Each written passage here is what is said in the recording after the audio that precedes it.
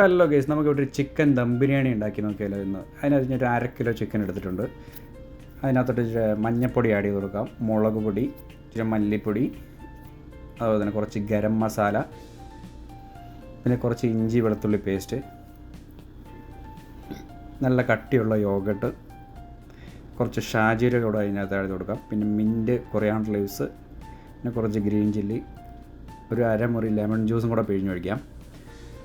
അത് കഴിഞ്ഞ് കുറച്ച് ഫ്രൈഡ് ഒനിയനും ആവശ്യത്തിനുള്ള ഉപ്പും കൂടെ ചേർത്ത് നന്നായിട്ട് കുഴച്ചെടുത്ത് വെച്ച് ഒരു 5-6 മണിക്കൂർ റെസ്റ്റ് ചെയ്യാം.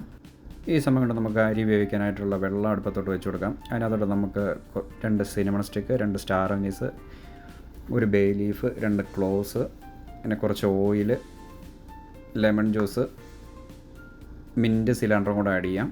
പിന്നെ ആവശ്യത്തിനുള്ള ഉപ്പും കൂടെ ചേർത്ത് കൊടുക്കാം. ആ വെള്ളം തിളച്ച് വരുന്ന സമയം കൊണ്ട് നമുക്ക് മാരിനേറ്റ് ചെയ്ത് വെച്ചേക്കുന്ന ചിക്കൻ ആദ്യം ഒരു 5 മിനിറ്റ് മീഡിയം ഫ്ലെയിമിൽ കുക്ക് ചെയ്തെടുക്കാം. വെള്ളമൊക്കെ തിളച്ച് വന്നിട്ടുണ്ട്. നമുക്ക് സോക്ക് ചെയ്ത് വെച്ചിരിക്കുന്ന 2 കപ്പ് അരി അതിനകത്തോട്ട് ചേർത്ത് കൊടുക്കാം. ഒരു 80% വേവായി കഴിയുമ്പോഴത്തേനും ആ ചിക്കനിലകത്തോട്ടൊന്ന് നിരത്തി കൊടുക്കാം.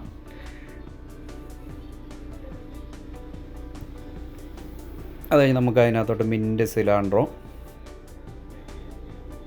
പിന്നെ കുറച്ച് ഫ്രൈഡ് ഒനിയനും കുറച്ച് നെയ്യും കൂടെ ചേർത്തിട്ട് അടച്ച് വെച്ചൊരു 5 മിനിറ്റ് മീഡിയം ഫ്ലെയിമിലും ഒരു 20 മിനിറ്റ് ലോ ഫ്ലെയിമിലും കൂടെ കുക്ക് ചെയ്തിട്ട് ഒരു 15 മിനിറ്റ് റെസ്റ്റ് ചെയ്ത ശേഷം ഓപ്പൺ ആക്കിയെടുക്കാം. ആഹാ, നല്ല ഫ്ലേവറൊക്കെ വരുന്നുണ്ട്. ഇങ്ങനെ നമുക്ക് പതുക്കെ ഒന്ന് മിക്സ് ചെയ്തെടുക്കാം.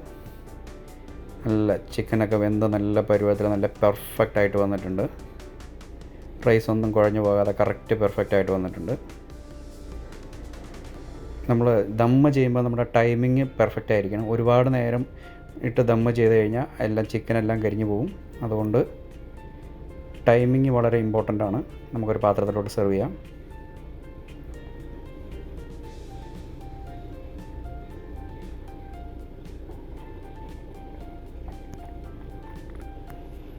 അങ്ങനെ നമ്മുടെ ചിക്കൻ ദം ബിരിയാണി റെഡി ആയിട്ടുണ്ട്.